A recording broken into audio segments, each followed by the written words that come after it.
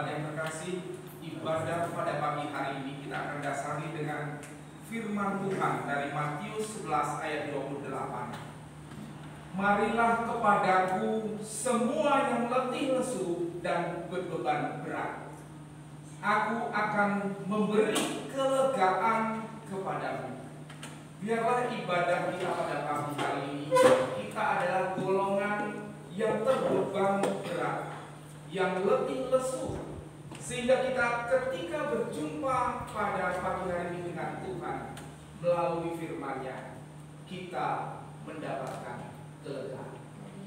Mari kita berdoa. Ya Tuhan, hati kami sungguh bersyukur pada pagi hari ini atas kebaikan Tuhan. Kami diberi kesempatan untuk menikmati istirahat tidur kami dan hari-hari kami selama sepekan ini.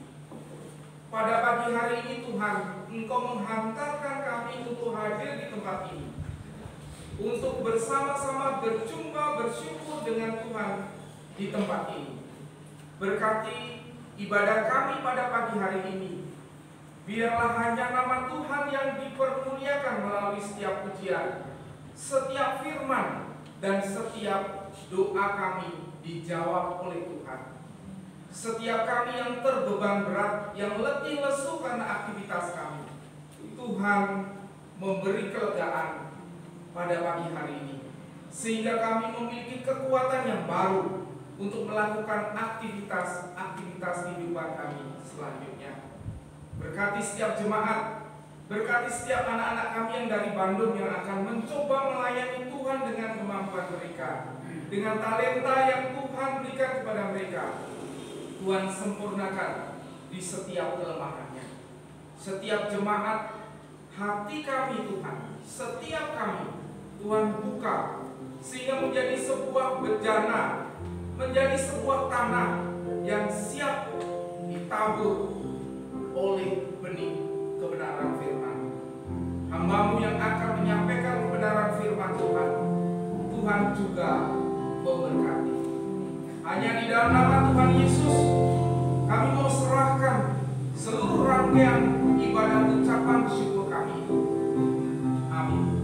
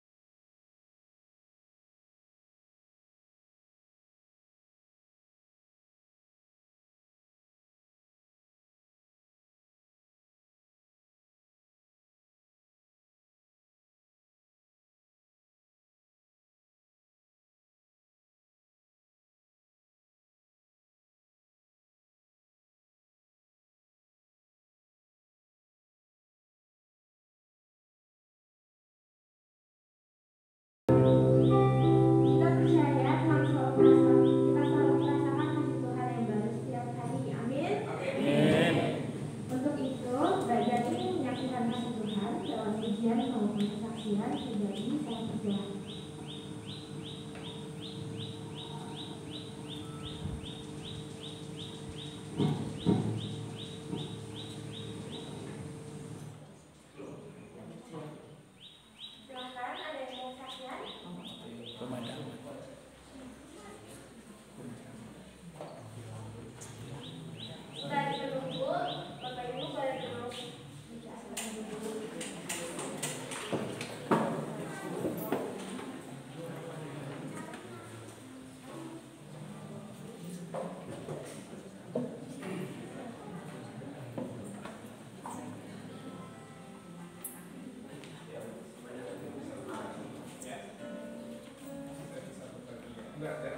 Bapak Ibu,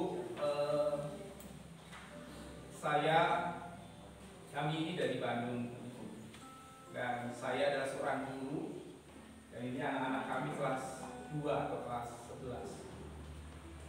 Saya ingin berbagi kepada Bapak Ibu yang namanya urip itu uruk, hidup itu harus bermakna. Banyak orang hidup tapi mati. Banyak orang yang kelihatannya hidup tetapi tidak berfungsi. Saya bisa merasakan bagaimana ketika saya dulu tidak menjadi guru dan tidak bertemu dengan Tuhan. Hidup itu sepertinya rutinitas. Pagi, karena saya dari keluarga dekat Presiden Soeharto, rumah saya di Kalitan, Solo. Rasanya hidup itu menyenangkan, enak. Semuanya tidak pernah kurang. Jadi rasanya itu hidup itu semuanya tersedia. Keamanan terjamin karena banyak polisi, bapak saya juga polisi. Jadi semuanya aman, terlindungi. Kehidupan utuh karena tidak pernah kekurangan. Tetapi ketika kami memutuskan keluar dan kami hidup sebenarnya, itulah yang namanya hidup. Karena ketika di dalam saya ternyata tidak hidup. Mulailah Bapak menerima Tuhan karena ibu, dan kemudian kami sekeluarga satu-satunya yang menerima Tuhan, keluarga itu. Tetapi aneh, di dalam perubahan keputusan itu ada yang namanya penyertaan. Kami, ibu adalah seorang perawat rumah sakit YPAC Solo atau Yayasan Pendidikan Anak Cacat. Di situ kami merawat anak-anak yang CP atau cerebral palsy, yaitu lumpuh badan dan lumpuh otak. Dan itu kami layani di rumah oleh ibu saya khususnya sebagai perawat. Ada yang tiba-tiba dari lumpuh dari lahir bisa jalan dalam proses ketika ibu merawat. Itulah yang membuat kami percaya bahwa urip kuwi uruk, hidup itu harus memiliki makna, menjadi berkah. Dan semuanya itu dirubah oleh Tuhan. Dalam perjalanan kami, kemudian satu persatu saya sebenarnya nggak bisa sekolah karena saya bertiga. Kakak saya perempuan, saya di tengah, adik saya laki-laki yang kecil. Ketika bapak ibu pensiun, mulailah bingung sekolah. Kalau dulu gampang karena namanya dihidupi ya oleh keluarga zaman dulu Pak Harto. Saya bukan disebutnya keluarga dekat, itu bukan ada ikatan saudara, tetapi abdi dalam di dalam. Ya, kakek saya abdi dalam di dalam. Jadi dihidupi. Tetapi karena tidak ada hubungan apa-apa, ya sudah. Akhirnya kami jadi masyarakat biasa. Dan apa yang terjadi ketika papa mama saya pensiun, sekolah saja bingung. Ya. Jadi apa yang kami rencanakan dulu semuanya sirna. Tetapi karena berkat Tuhan, ngambil keputusan itu, kakak saya dapat beasiswa ke Yogyakarta. Saya dapat beasiswa ke Satya Wacana. Adik saya masih SMA. Nah, proses itu berjalan. Ketika di sana hidup juga saya ngenger sama seseorang, tetapi karena kebaikan Tuhan dan semuanya berjalan dengan baik. Dan kakak saya dapat kesempatan tinggal di Amerika, sekolah, dapat beasiswa lagi ke Amerika. Saya tinggal di Salatiga. Saya kemudian hidup bersama, ngajar begitu di panti asuhan di Salib Putih. Adik saya tinggal di Singapura. Jadi kami itu mendapatkan berkat begitu yang berbeda-beda karena mengiring Tuhan. Ternyata betul, hidup itu adalah bermakna. Hidup itu, urip itu uruk. Hidup itu harus menjadi api, menjadi terang. Dan itulah yang akhirnya kami sama-sama di Sekolah Alam Kudus ini pun kami bagikan. Jadi kalau menjadi siswa pun harus menjadi berkat. Nah, begitu juga kami ingin membawa api ini kepada jemaat-jemaat di Brunei di sini. Urip kuwi uruk. Kadang sanajan kowe urip, ning kowe ora uruk. Nah, itulah yang menjadi pertimbangan kita. Sanajan kita hidup, tetapi ternyata kita itu harus koreksi. Apakah kita itu bermakna atau tidak, atau uruk atau tidak. Dan biarlah ini menjadi kesaksian kita semua. Dan Tuhan memelihara terus sampai sekarang saya menjadi guru. Dan itu berkat yang Tuhan berikan. Dan anak-anak ini pun melayani bukan karena mereka pandai bermain musik, nggak bisa. Itu saya sebut, kalau saya suka musik mereka masih sangat kurang. Tetapi jiwa melayani inilah yang harus dipersembahkan bagi Tuhan. Kiranya memberkati kita semua. Urip kuwi uruk. Gusti boten sarip. Tuhan tidak pernah tidur. Ketika kita uruk, Tuhan akan membuat semuanya digenapi, dipelihara. Nandur kacang, muncul kacang yang banyak.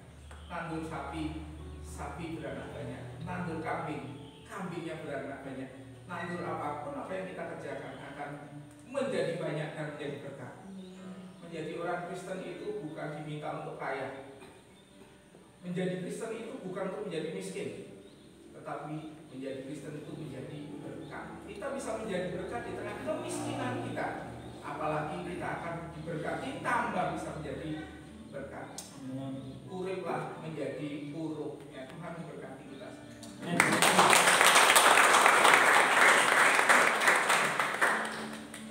Terima kasih Pak dari kesaksiannya, sangat memberkati. Kita semua tetap memuji Tuhan ya, walaupun ada sedikit gangguan. Oke, semuanya boleh sama berdiri. Kita akan menaikkan agar Tuhan selalu memberkati.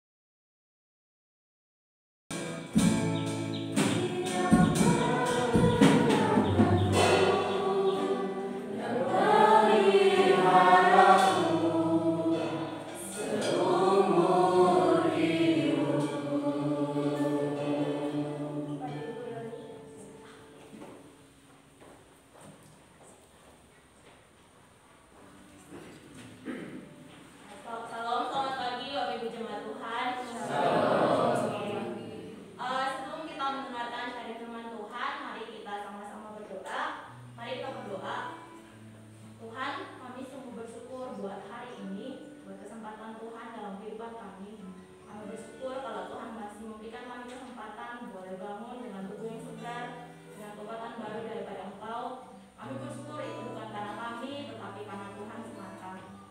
Terima kasih Tuhan kalau hari ini Tuhan boleh kumpulkan kami di rumah ibadah.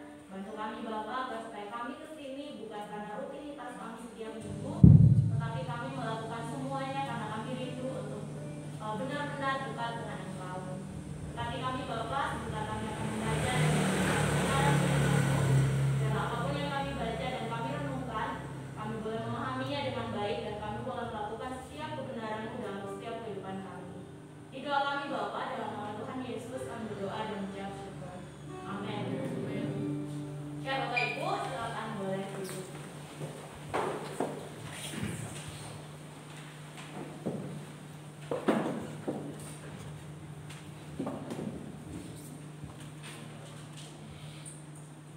Oke, Bapak Ibu, hari ini kita mau sama-sama belajar dari satu bagian firman Tuhan dalam Kolose. Kolose pasal 2 ayat yang ke-6 sampai ayat yang ke-8.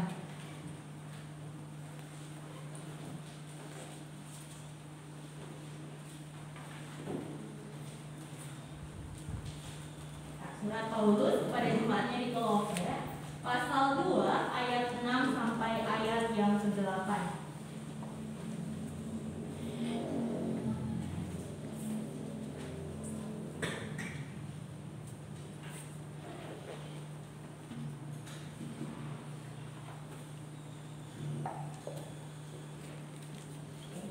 Saya akan bacakan untuk kita semua.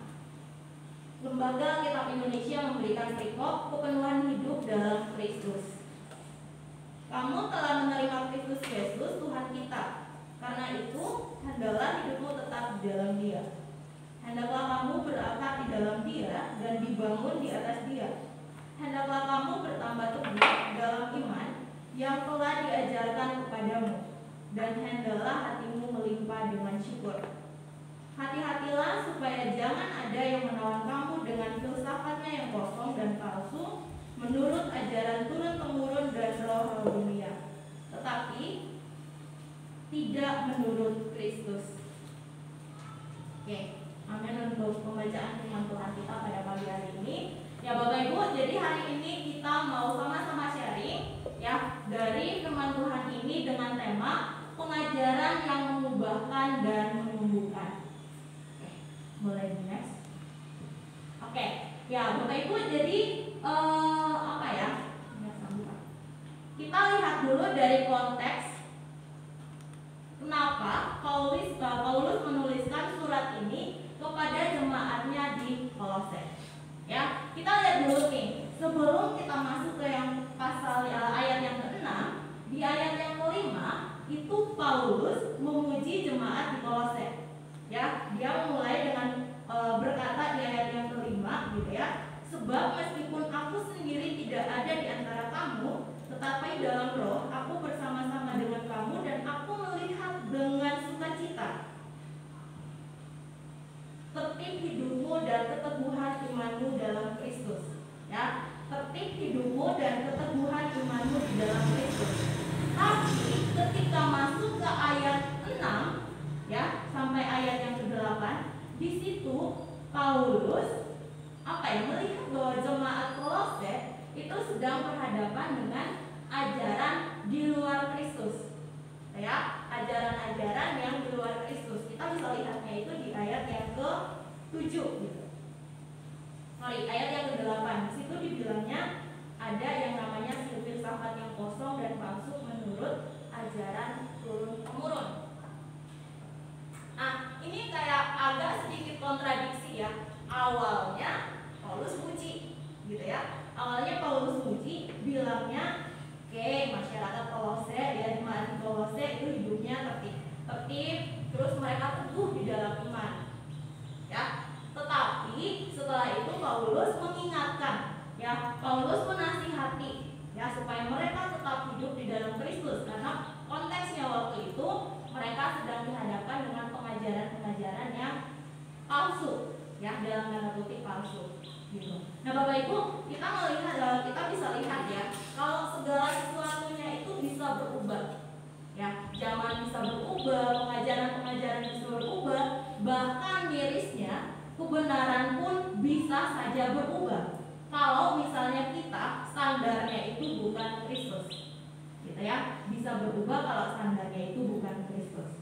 Nah, menariknya di sini ya, Paulus menggambarkan iman kekristenan itu dengan dua hal. Kita tolong Ines, Pak. Ya, kita bisa lihat ya dari gambar, ada pohon gitu, ada pohon yang rimbun banget, terus ada gedung yang megah banget. Ya, tapi dasarnya kenapa pohon itu bisa rimbun? Itu kuncinya adalah akarnya. Akarnya itu harus kokoh. Ya. Terus kenapa gedung itu, bangunan, sebuah bangunan itu bisa terlihat megah ya dan berdiri kokoh? Ya bukan karena apa yang kelihatannya, justru yang nggak kelihatan, fondasinya. Ya, bayangin aja kalau misalnya kita bangun gedung tapi fondasinya itu nggak kuat. Ya, mungkin hari ini bisa berdiri kokoh, tapi nggak tahu kalau misalnya nanti beberapa tahun kemudian gitu ya, atau mungkin nggak sampai tahun, amit-amitnya terjadi bencana, gempa dan seterusnya, bisa langsung roboh. Kenapa? Karena fondasinya tidak kokoh. Gitu. Nah, kita lihat dulu nih, namanya pohon. Kita lihat dari pohon ya. Pohon kalau misalnya tanpa akar, kira-kira dia bisa hidup nggak? Ya, Bapak Ibu di sini kebanyakan mayoritasnya adalah petani ya, menurut keterangan dari Pak Kades gitu. Nah, sebagai seorang petani pasti kan nanam ya, gitu. Kalau misalnya bayangin kita nanam padi, tapi padinya itu udah numbuh, ada akarnya, tapi akarnya itu tiba-tiba ya dimakan ulat gitu. Terus kira-kira padinya bisa tumbuh subur nggak? Tentu tidak ya, karena akarnya itu bermasalah. Gitu. Nah, begitupun dengan kita, ya. Kalau misalnya kita bilang, oh hari ini saya hidup, hari ini saya bisa melakukan segala kegiatan saya, ya. Tapi dasar kita melakukan semuanya itu, ya hanya semata-mata ya udah jalanin hidup, nggak ada dasar yang benar gitu. Kira-kira hidup kita bisa kokoh nggak? Enggak. Gitu. Bahkan misalnya ketika ada yang mencoba untuk menawan kita dengan filsafat-filsafat yang kosong, karena kita nggak punya dasar yang kuat, maka bisa saja kita terjerumus. Kenapa? Karena fondasi kita, akar kita nggak kokoh, nggak kuat. Nah, kira-kira sebagai orang Kristen seharusnya kita berakar atau kita dibangun di atas fondasi siapa? Ya harus di atas fondasinya Kristus, di dalam Kristus, gitu. Kenapa harus di dalam Kristus? Kan hidupnya hidup saya, kenapa harus di Kristus? Balik lagi, kita siapa? Gitu ya, pertanyaannya kita siapa? Jadi benar-benar untuk bisa berakar dan memiliki fondasi yang kuat, itu harus benar-benar kita di dalam Kristus. Nah, Bapak Ibu, dari pembacaan kita bisa melihat ada 4 aspek ya yang dibicarakan sama Paulus di sini. Yang pertama, kita bisa lihatnya itu di ayat yang ke-7 ya. Hendaklah kamu tetap di dalam Dia. Hendaklah kamu berakar, maaf. Hendaklah kamu berakar di dalam Dia. Itu aspek yang pertama, berakar. Ya. Saya suka dengan pohon beringin, walaupun kalau misalnya pohon beringin itu kalau malam-malam agak seram ya. Lewat depan pohon beringin aja kadang kayak merinding gitu, takut gitu. Karena saking rimbunnya, ya, jadi menimbulkan ketakutan sendiri kalau misalnya tiap malam lewat pohon beringin. Tapi saya senang dengan pohon beringin karena kelihatannya itu rimbun sekali, ya, kelihatannya itu rimbun sekali. Terus kalau misalnya panas, kita di bawah pohon beringin itu tetap sejuk gitu, ya, tetap sejuk karena memang itu tuh meneduhkan sekali gitu. Tapi saya pernah berpikir kayak gini, kok bisa ya pohon setinggi ini, tapi kok kalau misalnya angin kencang dia nggak pernah goyah sih ya, goyang-goyang iya gitu, tapi nggak pernah roboh gitu. Kenapa ya? Yang balik lagi akarnya kokoh gitu. Yang begitupun dengan kekristenan kita. Oh, saya lahirnya udah dari keluarga Kristen, makanya saya Kristen. Ya, sampai dewasa saya Kristen. Kristen gitu. Tapi pertanyaannya, kita sudah berakar nggak di dalam Tuhan? Gitu. Kita kokoh nggak di dalam Tuhan? Gitu. Nah, aspek yang kedua itu dibangun. Ya, kita lihat di sini kata dibangun itu dalam bahasa Inggrisnya itu to build. To build itu berarti dia itu continue, berlanjut gitu. Jadi nggak cuma hanya ya udah dibangun sekarang, ya udah terbangun nih, setelah itu tinggalin aja. Ya nggak dipupuk terus menerus, nggak berlanjut gitu. Ya tetap aja. Misalnya bangunan gereja udah dibangun nih, udah kokoh gitu. Tapi tidak pernah misalnya dirawat gitu, nggak pernah gitu. Akan kelihatan misalnya 2-3 tahun ke depan udah ganti ratusan dan seterusnya, bahkan bisa jadi udah mulai retak-retak gitu karena nggak dirawat. Tapi kalau misalnya dirawat, oke, nanti misalnya rutin setiap 6 bulan sekali dicat lagi dan seterusnya, itu bahkan kelihatan seperti baru lagi. Kenapa? Karena dirawat gitu. Nah, begitupun dengan kita, kepercayaan kita perlu dirawat, perlu diasah setiap harinya. Saya orang Kristen dari lahir gitu, saya udah tahu semua tentang ini. Ya kalau cuma sekedar tahu, balik lagi kita gak akan kokoh gitu. Hanya sekedar tahu kita gak akan kokoh. Ya, jadi di pembacaan kita hari ini, kata dibangun itu Paulus menjelaskan bahwa membangun hidup itu untuk terus bersama Yesus gitu ya, bukan cuma hanya ya udah karena udah dibangun udah stop sampai situ, enggak ya. Dan yang ketiga itu bertambah teguh. Kalau kita benar-benar di dalam Kristus, kita setiap harinya mengasah kekristenan kita, mengasah pengetahuan kita tentang Kristus, memiliki kerendahan untuk tetap dekat dengan Kristus, maka kita akan tetap bertambah teguh.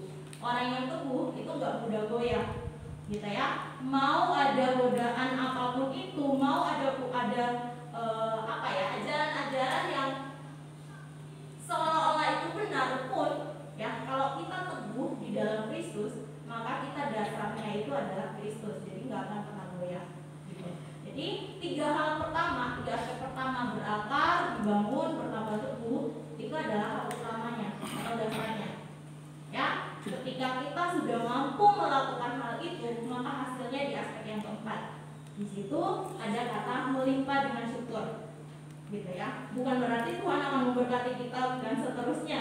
Itu kalau misalnya itu terjadi itu bonus, ya. Itu semuanya karena anugerah Tuhan. Tapi balik lagi, kita akan merasakan yang namanya sukacita. Ya, hati kita akan merasakan yang namanya melimpah dengan syukur. Dan dengan sendirinya kita akan bisa mengungkapkan itu lewat tindakan kita, perbuatan kita, dan itu tanpa kita tunjukkan pun orang lain bisa merasakan, gitu ya. Jadi ini 4 aspek yang kita sama-sama belajar dari pembacaan kita hari ini. Nah, saya senang dengan kata kamu telah. Kata telah di sini berarti sudah, ya, sudah terjadi. Ya. Ini menarik sekali karena Paulus memulai perikop ini dengan kata kamu telah. Artinya dia mau mengingatkan kalau kita sudah, gitu ya, sudah dapat gitu loh. Ya, kita udah terima Kristus, gitu. Tapi nggak sampai di situ. Paulus juga dibilangnya hendaklah hidupmu tetap. Kata tetap berarti itu terus menerus, bukan cuma hanya ya udah saya udah terima selesai, enggak. Tapi tetap artinya terus menerus. Ya, kita terus menerus hidup di dalam Kristus. Gitu. Nah, kita lihat aplikasinya ya dalam kehidupan kita. Oke. Nah, ini yang terjadi Bapak Ibu. Ya. Kita udah berusaha untuk hidup di dalam Kristus dan seterusnya, tapi kita selalu aja mengalami yang namanya tantangan. Gitu. Ya. Ini untuk apa? Tantangan itu ada untuk apa? Untuk mendewasakan kita. Nah, coba kita berpikir, tantangan-tantangan apa sih yang saya alami dalam kehidupan saya? Mungkin ya hari kemarin atau mungkin pagi ini, gitu ya. Nah, kalau saya sendiri misalnya kayak gini, aduh pagi ini mau berbagi berkat lewat sharing firman Tuhan gitu. Semalam udah mulai persiapan dan seterusnya. Pagi-pagi ingin bangun itu rasanya kayak dingin gitu, boleh lah ya meram dikit gitu. Itu tantangannya gitu, ya. aduh bolehlah merang dikit, padahal rencananya pagi ini oke baca-baca lagi gitu, merang dikit, terus sampai jam 5-an gitu udah mulai chat di grup. Nah ingatin anak-anak nih, jangan lupa ya jam 6 kita kumpul gitu. Tapi saya sendiri belum beranjak dari ranjang gitu ya, udah bangun tapi kayak aduh dingin gitu ya. Itu tantangan-tantangan yang pada akhirnya ya hal sepele gitu ya. Semua yang kita rencanakan karena harus hal sepele itu pada akhirnya apa, kita toleransi ya. Sekarang kita lihat tantangan itu bukan cuma hanya dari luar, tapi tantangan itu bisa dari dalam ya, internal. Misalnya cara pandang kita terhadap sesuatu ya, standar kebenaran yang kita gunakan sendiri, sama kadang kita suka toleransi terhadap kesalahan gitu ya. Misalnya gini, cara pandang kita misalnya Angel ngomong dengan ini bahasa chat misalnya ya, ngomong Bu, kita kumpul jam berapa gitu. Nah kalau misalnya ibu baca, Bu, kita kumpul jam berapa, harus ya. Tapi kalau misalnya ibu baca dengan nada, Bu, kita kumpul jam berapa, kedengarannya kasar ya gitu. Jadi cara pandang kita terhadap sesuatu, persepsi kita terhadap sesuatu bisa membuat kita itu merasa kalau orang ini seperti ini, orang ini seperti ini, padahal belum tentu seperti itu, hanya cara pandang kita terhadap hal itu gitu. Nah itu tantangannya ya. Kita nggak ada di masa dimana umat Tuhan di Kolose ya, jemaat Tuhan di Kolose yang mereka ditawan dengan filsafat yang kosong gitu ya, ajaran turun-temurun dan seterusnya. Mungkin kita di sini nggak seperti itu, tapi balik lagi kita ditawan oleh diri kita sendiri gitu ya. Cara pandang kita terhadap sesuatu bisa jadi menawan kita gitu. Yang kedua, standar yang kita gunakan ya. Standar yang kita gunakan misalnya gini, seseorang dikatakan baik kalau dia memberi misalnya ya, itu standar. Contohnya standar saya, oh dia baik banget ya, suka beri dan seterusnya. Tapi balik lagi, kalau orang itu adalah bahasa kasihnya bukan memberi, dia misalnya dikasih perhatian aja misalnya, mama apa kabar, itu sudah memberikan kasih. Atau menyediakan waktu untuk orang lain, itu juga udah apa ya, hal yang baik gitu, oh dia baik gitu dan seterusnya. Jadi standar kita yang kita gunakan itu bisa jadi menawan kita, karena kita orang suka diberi, terus kalau orang nggak memberi apapun ke kita menganggap orang itu nggak baik gitu.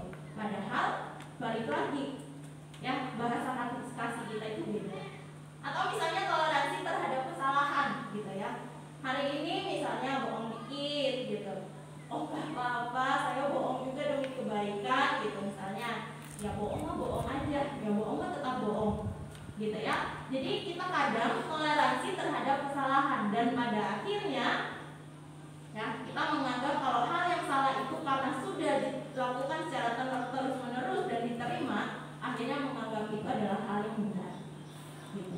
Ini tantangan yang kaitannya dengan diri kita sendiri gitu. Balik lagi, kalau kita nggak berakar, kita nggak dibangun dan nggak memiliki fondasi yang teguh di dalam Kristus, hal-hal yang kayak gini ini kita toleransi, dan pada akhirnya kita ditawan oleh diri kita sendiri karena hal-hal ini.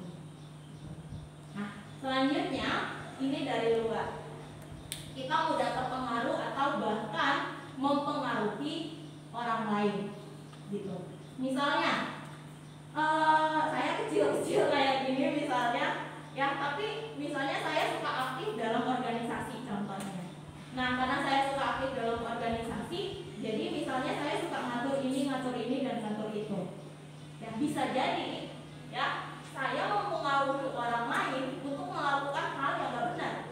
Ya, karena saya suka berorganisasi dan saya suka ngatur ini dan seterusnya. Bisa jadi orang melihat, wah Bu Bioni kayak gini ya. Jadi hal yang saya lakukan salah pun bisa jadi orang akan ikut gitu ya. Saya mempengaruhi orang lain untuk melakukan hal yang salah gitu.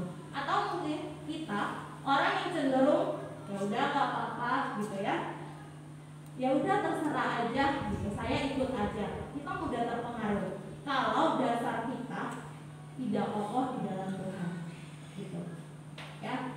Akhir-akhir ini marak banget saya baca di berita itu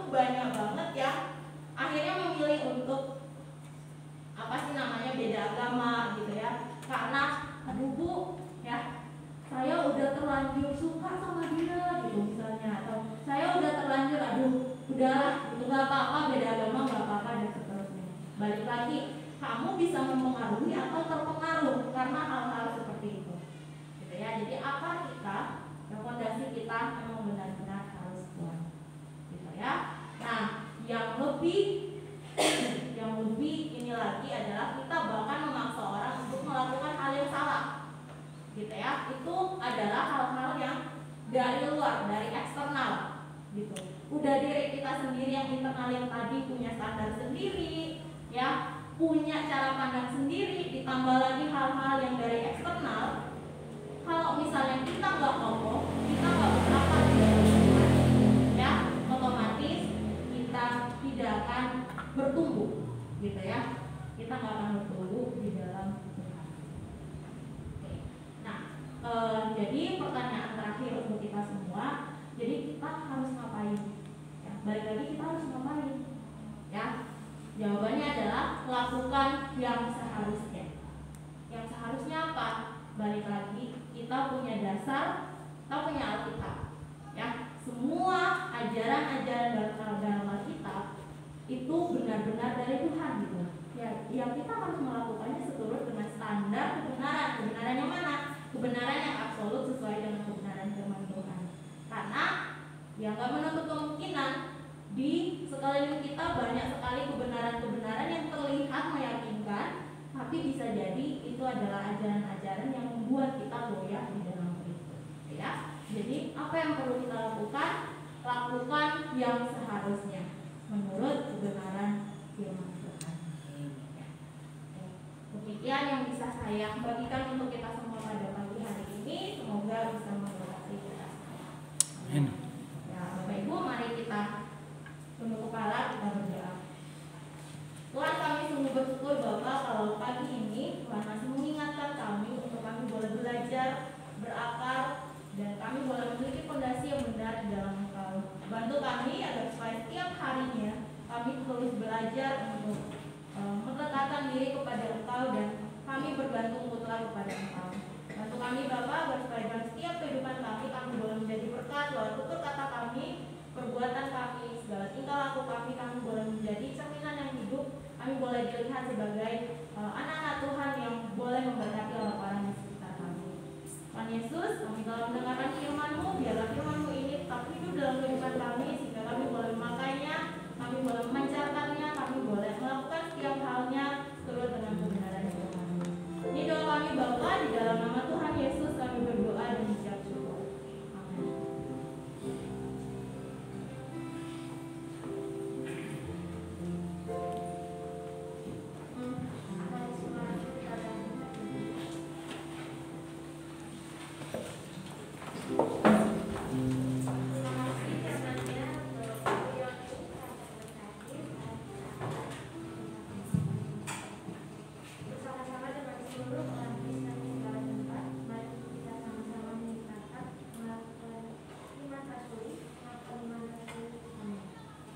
Aku percaya kepada Allah, Bapa yang Maha Kuasa, Khalik langit dan bumi, dan kepada Yesus Kristus, Anaknya yang tunggal Tuhan kita, yang dikandung daripada Roh Kudus, lahir dari anak darah Maria, yang menderita sengsara di bawah pemerintahan Pontius Pilatus, disalibkan, mati dan dikuburkan, turun ke dalam kerajaan maut, pada hari yang ketiga bangkit pula dari naik ke surga, duduk di sebelah kanan Allah, Bapa yang Maha Kuasa, dan dari sana Ia akan datang untuk menghakimi orang yang hidup dan yang mati. Aku percaya kepada Roh Kudus, gereja yang kudus dan am, persekutuan orang kudus, pengampunan dosa, kebangkitan orang mati, dan hidup yang kekal. Amin.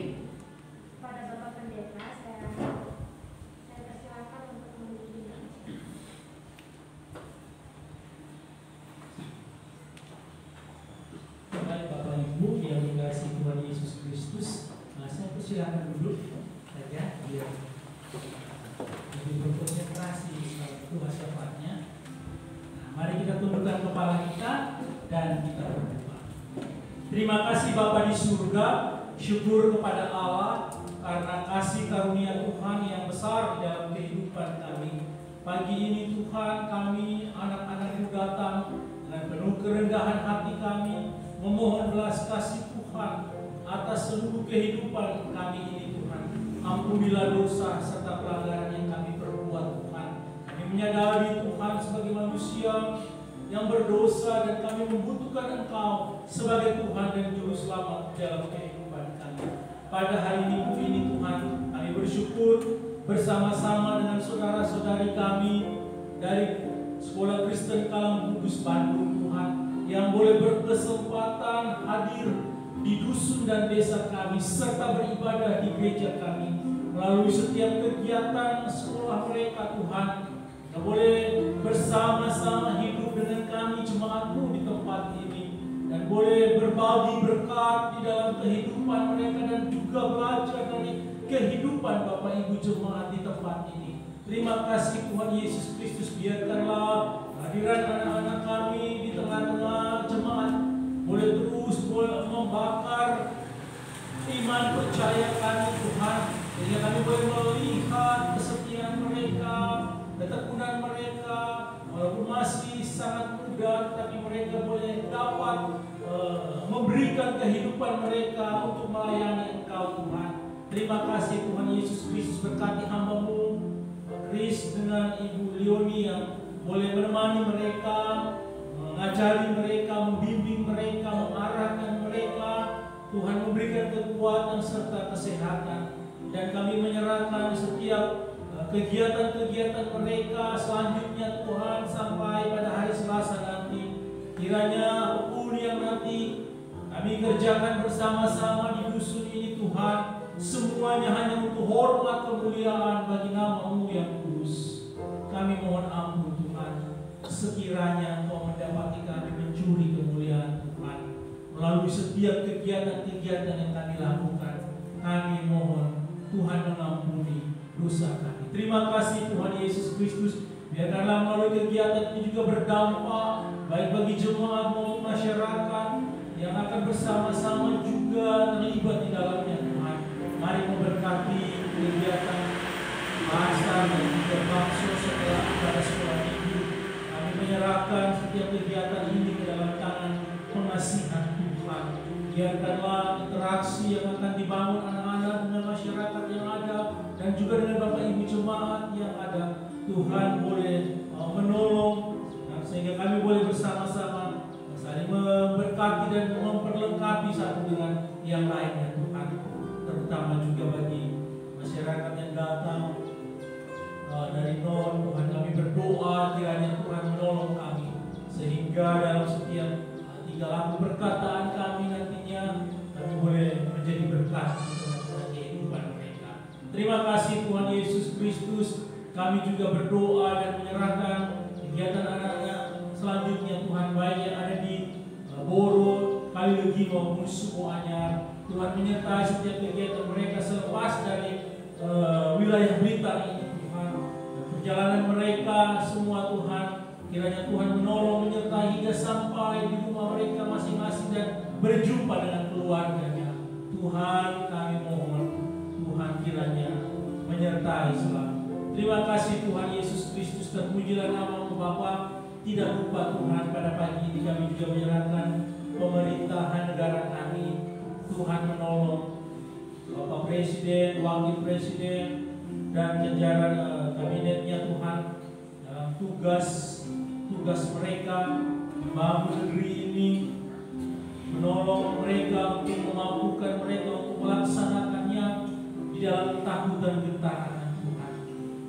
Pulau-pulau besar, pulau-pulau kecil yang tersebar dari Sabang sampai Merauke, Tuhan Yesus memberkati, sehingga biarkanlah melalui pemerintahan saat ini Tuhan, seluruh rakyat boleh menikmati keadilan sosial, dan kami juga boleh hidup rukun satu dengan yang lain walaupun kami berbeda suku, bahasa, bahkan agama Tuhan. Kami satu dalam kepulauan Nusantara ini Tuhan. Terima kasih Tuhan Yesus Kristus. Kami menyerahkan juga seluruh gereja-gereja yang ada di negeri ini Tuhan. Biarkanlah gereja-gereja juga mengambil peran turut serta menciptakan generasi-generasi yang takut akan Engkau, terutama Gereja Kristen Kalang Kudus yang terbentang dari Sumatera sampai Papua. Juga kami berdoa bagi Yayasan Kristen Kalang Kudus melalui sekolahnya. Kami berdoa Tuhan menolong seluruh sekolah-sekolah Kalang Kudus dari Sumatera sampai Papua. Kiranya sekolah-sekolah juga terus boleh bersama-sama bersinergi menciptakan generasi-generasi yang militan dan takut akan Engkau ya Tuhan. Mari menolong dan memampukan hamba-hamba.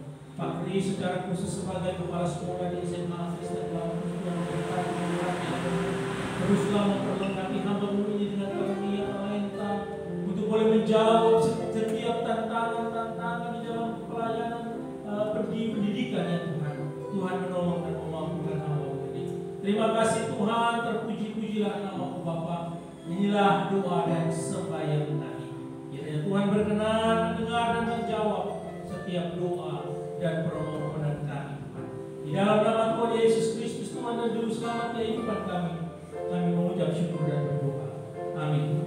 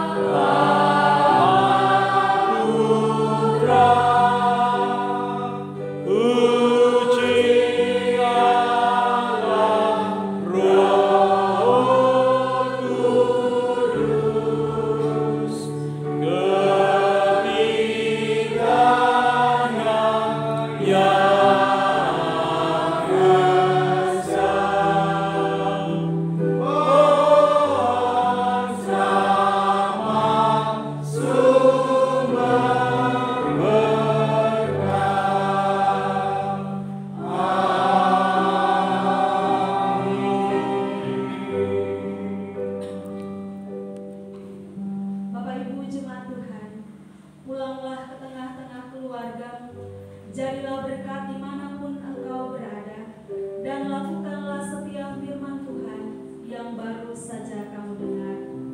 Mari arahkanlah hati dan pikiranmu kepada Tuhan, serta terimalah berkat-Nya. Tuhan memberkati engkau dan melindungi engkau. Tuhan menyinari engkau dengan wajah-Nya dan memberi engkau kasih karunia. Tuhan menghadapkan wajah-Nya kepadamu dan memberi engkau damai sejahtera. Amin.